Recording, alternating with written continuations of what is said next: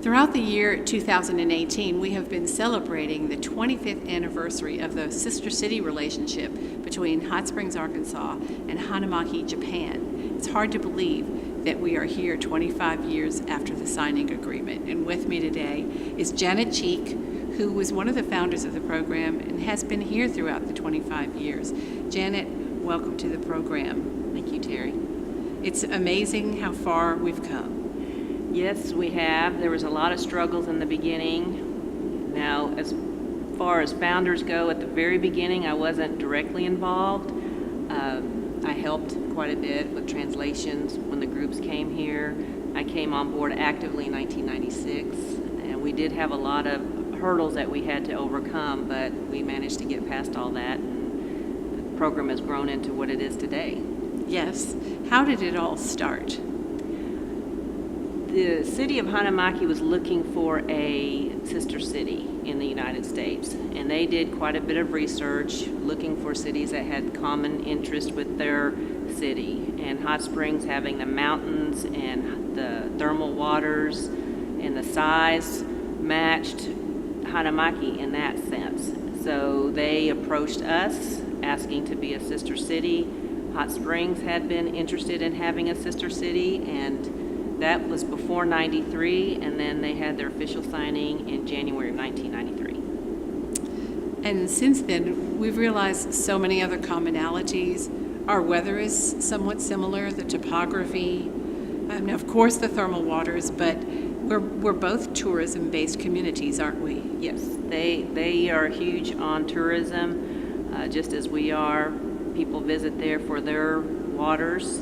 They have several thermal water hotels, and we have a few as well. And the mountainous regions are great for vacations, and they're just very much alike. And you've arranged for countless visitors between Hot Springs and Hanamaki over the years, so thank you for that. In fact, as we tape, there's a group coming back from from Hanamaki to Hot Springs. Yes. One of the biggest groups we've ever had. I believe there was 26 that went from Hot Springs, and they're making their way back despite the setbacks they've had because of the typhoon, but they are on their way home. And this is a big delegation because they knew the 25th anniversary visit was going to be a special one. Yes, we typically try to have a visit every year going over there, but we chose not to go last year so we could have a special delegation this year. And so they had several events to celebrate the 25th anniversary over there, and we will be doing the same thing here in October. Yes, so let's backtrack a little bit and talk about how the program is carried out. Who does the administration and carries out the activities of the Sister City program? The Sister City coordinator director is Mary Nielsen, and she has taken care of most of the arrangements that we have going on. She makes all the plans, she does all the communication with Hanamaki, sets up the student exchanges, makes a lot of the arrangements for the citizen exchanges, and for the event that's going on right now is Mary Nielsen is taking care of and scheduling all that. So she is the one that handles most of our administrative stuff. Yes. And then she married not long ago, became Mary Zunick. Yes. And, thank you. Yes, but we call her by both names oftentimes. And there is also a foundation. So how does that work?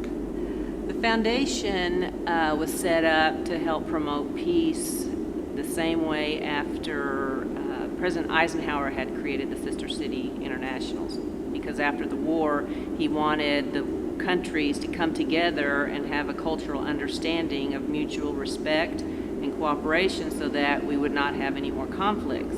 And the foundation's principles are built on the same thing. And we typically send teachers to Hanamaki, we send students to Hanamaki, and they do the same thing so that each of us can learn from each other, person by person, community by community, and to have a mutual respect and understanding of the differences, but the similarities as well. And the Hot Springs National Park Sister City Foundation sends teachers at no charge. Why do they place a special emphasis on sending teachers to Hanamaki? Well, the teachers can touch so many lives with all the students that they have, and the students are our future. Children are our future, and one teacher can touch just an immense amount of students and change their lives. We've had one in particular, the late Mr. Cliff Coleman. He was one of our earlier teachers that we sent. He was also a foundation board member, and he took on setting up the student exchange program. And if it really was not for him and Mary Zunick, the student exchange program would not be where it is today. We have so many students now who go through quite a detailed screening process to be ambassadors of Hot Springs to Hanamaki when they go. Yes, they do. They have to apply, fill out forms, write an essay, and then they have to go through an interviewing process. And our scholarships are also awarded for a few. They do fundraisers as a team to raise money to help for the for the trip. But it is a very detailed process, and they have specific requirements they have to make in order to go to Hanamaki. And they are invested in the program when they return, that both the students and the teachers are expected to remain active in the program. Yes. And so that's an important part of what we do. We would be remiss if we do not mention the fact that Hanamaki has been an incredible sister city, sending delegations over the years. When we think of over the 25 years, all the different types of groups that have shared their cultural talents with us, it's quite amazing, isn't it?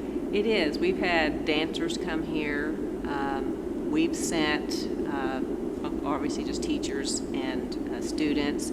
This past year, we had an artist exchange, and they sent one as well, and we sent one. And there was also, we were invested with sending 2 runners to the Hanamaki Half Marathon from the Arkansas Spa Pacers Running Club. They send city officials to see how our city handles things as well. So there's been quite a few exchanges on the promotion and understanding and sharing of knowledge between the 2 cities. In fact, there's almost no area of life that we haven't touched through exchange, but we keep finding new ways, don't we? Yes, we do. I think that's one of the reasons why we are an award-winning program, aren't we?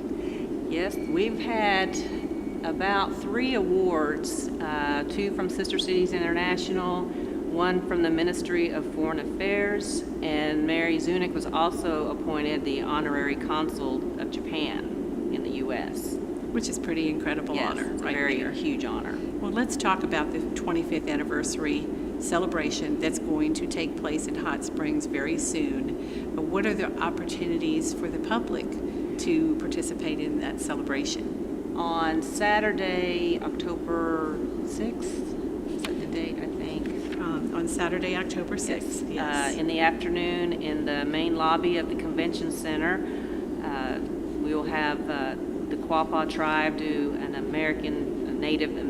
Native American Indian dance.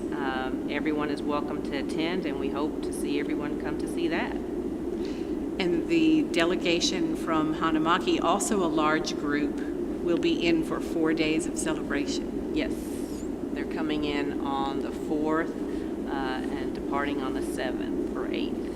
We're very much looking forward to returning the hospitality that they have extended to our delegates. Exactly. Right. We often emphasize that the Sister City program is for everyone. Why is that important? The program is built on people, the relationships between people, not on business, not on the economy. So you can volunteer, you can host, you can help with the events that we have, anything that you want to do. We welcome any type of activity that people want to participate because it's a relationship building, I don't know the right word, but if it wasn't for the people, we wouldn't have a Sister City program because we've all made long-lasting friends through the program, and through that, everyone becoming involved, everyone gains an understanding of what's going on. And we're true friends in that Hanamaki has been there for us during our hard times and vice versa.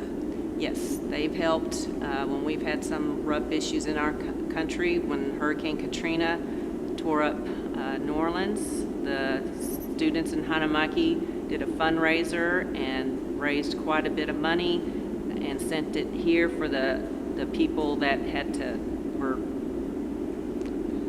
they had to relocate. The ones that relocated here. They had raised funds to help those families. Right. And we've tried to also be compassionate to Hanamaki during the difficult times that they've had. Yes, we did the same for when they had the earthquake and the tsunami that went. Didn't hurt Hanamaki, but their neighbors in a nearby area did. Janet, I know your involvement stretches way back and you have a lot of memories. Do you have any final thoughts that you'd like to share? I hope this just continues on forever. I would love to see some of the students that have gone be able to become foundation board members and carry on the program and build friendships like we have. We have close friends in Hanamaki that visit here and we visit them, and I want to see that last for years and for when my son grows up and grows old. And with the next generation that we have already involved in the program, hopefully that will come to pass. Yes. Janet, thank you so much for sharing about the Hot Springs Hanamaki Sister City relationship. Please come to the 25th anniversary celebration. If you haven't been involved in the Sister City program or seen some or participated in some of the activities, we invite you to do so. And next week, we'll bring you more city news.